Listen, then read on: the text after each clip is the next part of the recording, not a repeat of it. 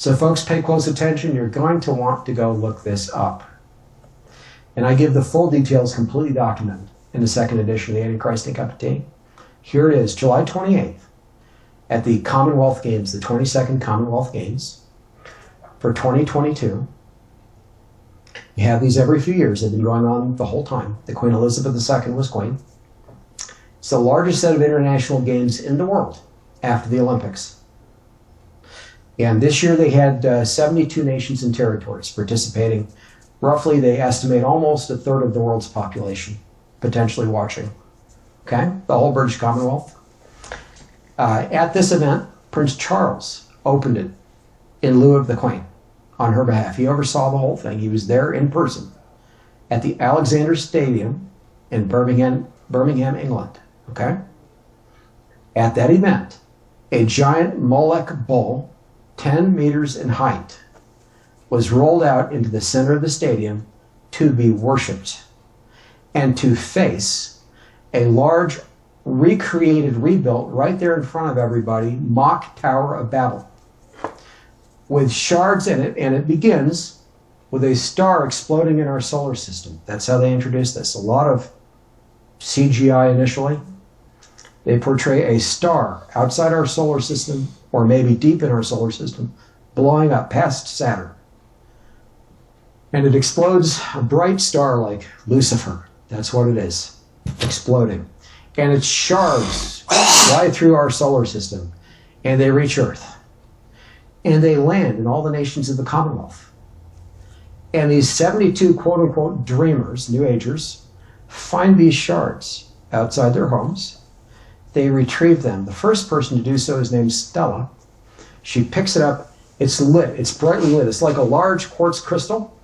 It's bright white, lit as bright white, like an interior light, as it were, bright white. She picks this thing up and she prays to it, whispers to it and prays to it.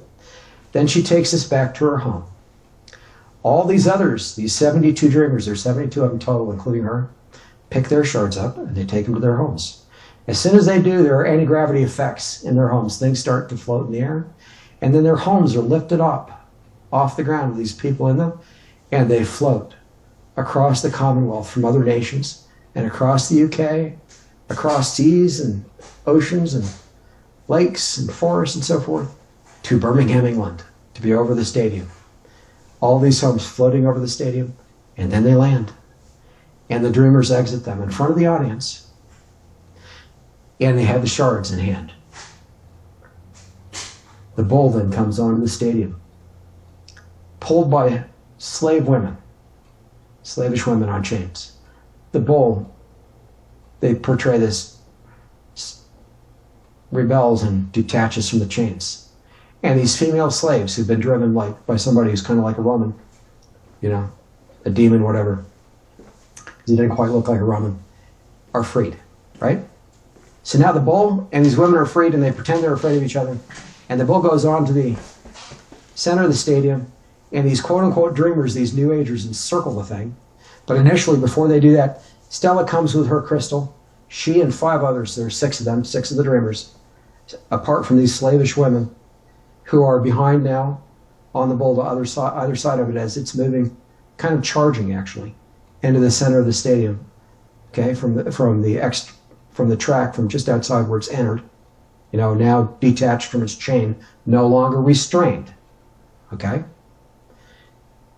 Charges into the center of the stadium. Stella, wanting to appease this thing so that they're not killed by this Molech idol, goes with this New Age crystal, approaches it slowly with these 5 other dreamers. She's got the crystal in her left hand, and then she puts her hand up to the nose of the bull, and it bows down so that she can touch its nose with the crystal in her hand. She's the only one holding her crystal at that point. And the bull is, at least at that moment, appeased. And there's a whole backstory to this, and they say things, they announce things to the audience, about peace, love, friendship, yada, yada, conflict resolves, slaves freed, all this kind of stuff. And as this is happening, the slavish, and there are multiple stages to this, so I'm going to be skipping over some things, but this bull kind of calms down. It's facing the Tower of Babel this whole time. And at times there are flames like the towers, like the flames of hell all over this Tower of Babel, okay? And it's facing this thing. The bull is. They encircle it multiple times, and they literally worship it. They've all got their crystals in hand. They bow down to this thing. And then later, Stella gets atop it and rides it as the woman riding the beast. And there are then 71 dreamers encircling it. And they're bowing down to this thing, worshiping it, and literally doing a New Age worship ceremony with their crystals before this thing, and inviting the whole Commonwealth to join them in this worship. And who's overseeing all of this? Prince Charles. And then the woman's riding the beast, right? And as we get toward the end of the ceremony, and there are a bunch of songs, by the way, that are accommodating this with significant lyrics, okay? And I won't go into that, but it's all documented in the book. At the end, okay, as it's getting dark. Which book is this? This is going to be in the second edition of the Antichrist Decapitated. One reason it's a little bit delayed is I have to get this in there. It's too critical. Okay? Right there at the end, the bull is rearing back. So it's rising up on its front feet. Okay? And it's encircled by the flags of all these nations, the 72. They've literally placed their flags at the base of this thing. So they're not just worshiping it with their crystals and all the rest, and not just being ridden by Stella, the woman riding the beast. Now the tower is rising again before this beast. It's been built. And all the nations, by the way, their names have gone across this tower already, at this point been displayed on its surface. At the top of this tower, I told you those shards came down earlier from the heavens. This blown up Luciferian star, representing the devil, reaching the earth, falling to the earth. The devil falling to the earth, okay? And being taken up by these New Agers. So they all approach, they leave the bull now, but the flags are at the base of the bull, showing the nations are all worshiping around this bull in 71. And I'm going to come back to the number 71. It's extremely significant. But at any rate, they all come to the base of this tower with their shards in hand. We're talking serious income. And the way that they do that... Don't need a real estate license? Don't need a license. And they stick them into the side of the tower. And they ascend visibly through the tower. And as they get toward the top of the tower, they form this ball, the original star that blew up, reconstituted. And then it rises above the tower. And you get this huge disco-like ball atop the tower that's lit up very brightly, and a beam of light goes between that ball and the chest of the bull. Now, it's nighttime at this point in Alexander Stadium, an open-air stadium, so you can see these lights. But they are portraying the rebuilding of the Tower of Babel in our day, with Lucifer being over it, being worshipped by all the nations of the world. And why do I say all? I said that the 72 dreamers were for the 72, they're for the 72 nations and territories of the British Commonwealth, right? Stella being the 72nd, she's riding the bull. Why 71 worshiping around the bull? Okay, how does that represent all the nations? Well, here's the deal. At the Feast of Tabernacles every year, Israel would sacrifice 70 bulls. Not 71, 70. And Israel's rabbis historically understood that to represent the nations that came out of the scattering from the Tower of Babel. So they took those 70 to represent the nations of the world. And the way Christians and often the rabbinic community have interpreted those 70 bulls that were sacrificed, they would say, well, we have our God and we worship him and we do sacrifices on behalf of Israel. This is how it would be interpreted, right? So these 70 are for the nations. And oftentimes Christians look at that and they think this is a sacrifice on behalf of the nations, so that maybe their sins would be forgiven. The ones who don't worship the God of Israel at the Feast of Tabernacles each year, it was never that. That is not what it ever in history represented. So I'm going to come back to what it did represent in a moment. It did represent the 70 nations, that's correct.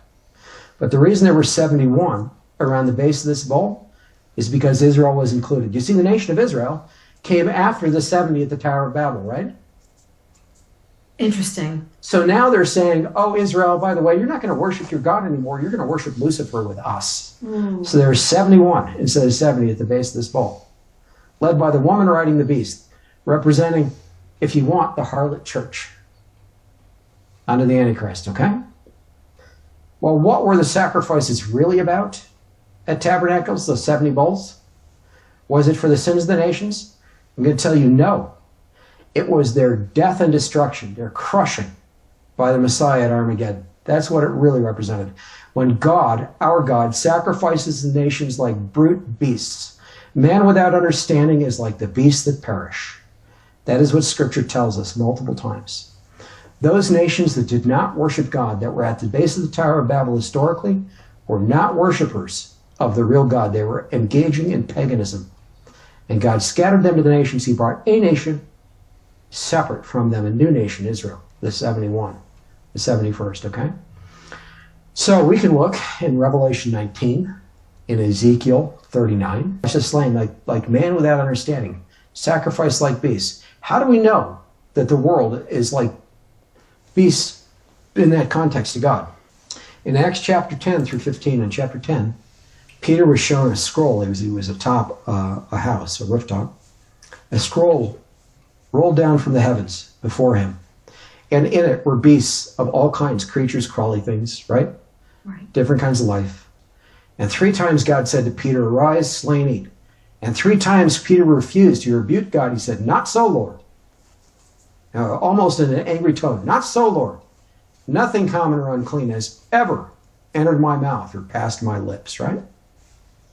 And the 3rd time, and each time God said to Peter, what God calls clean, do not call, what God, I forget the exact wording, but what God sanctifies basically, don't call common or unclean. That's essentially what he says to Peter each time. And at that moment, the scroll disappears. But the whole point is, these nations that Peter saw were represented as unclean beasts.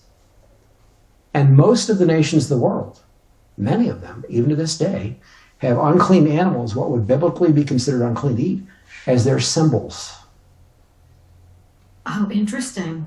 So when these bulls were sacrificed, on behalf of the nations, in this case, they were symbolizing the Molech worshipers being killed by Christ at Armageddon. Okay? Man without understanding, sacrifice like the beasts, like beasts. And that's what we have. We have an attempt under Prince Charles, now King Charles III, to flip all that on its head and to get modern mankind to worship the devil with this ancient Moloch imagery, to invite mankind to do that and to suggest that Israel is going to be a part of it. That was July 28th this year at the opening of the Commonwealth Games. So for that to happen, and then Charles to become King Charles, right after that, King Charles III. Wow, the timing. It's incredibly significant. Yeah, the timing is amazing. Oh, and I'm going to wrap it up with one other point, which makes all of this that's very significant even more so. If you could imagine that. So, and I pointed this out, by the way, in the first edition of the Antichrist and a Cup of Tea. It's also been in drafts of my Messiah History in the Tribulation Period since the 1980s, some of which I circulated about 30 copies to earlier viewers in the early 1990s, okay? Before, a long time before the Antichrist and a Cup of Tea was published. So I'm not just saying this now. I've said this from the beginning. There was never anything such as a revived Roman Empire. Doesn't exist, never existed, never will. It's a misunderstanding of Scripture. What there is instead is a revived Babylonian Empire. Interesting.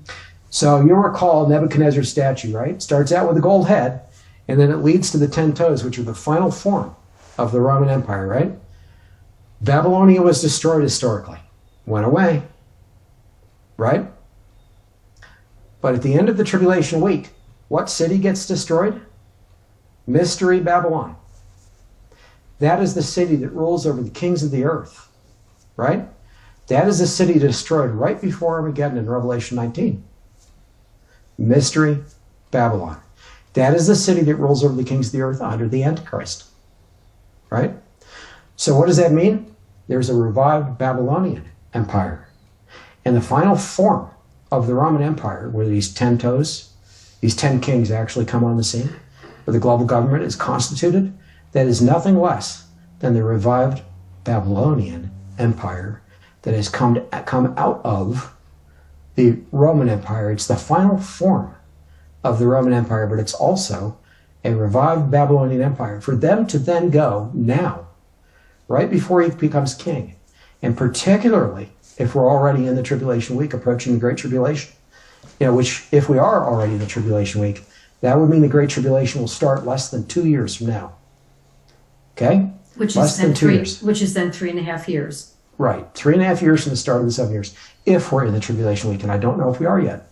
But regardless, for it to be at this point in history before he becomes king, to now say, we're reconstituting the Tower of Babel. We're putting Lucifer as the all-seeing eye, the king, over this whole thing. And we and you are to worship through Molech, this bull idol.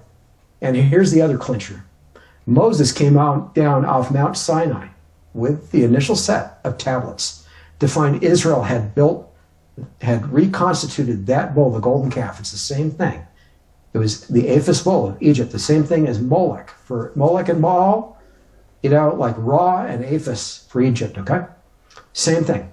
Moses comes down off Mount Sinai with God's commandments and finds Israel worshiping this thing. Right. Throws down these commandments and judgment follows, right?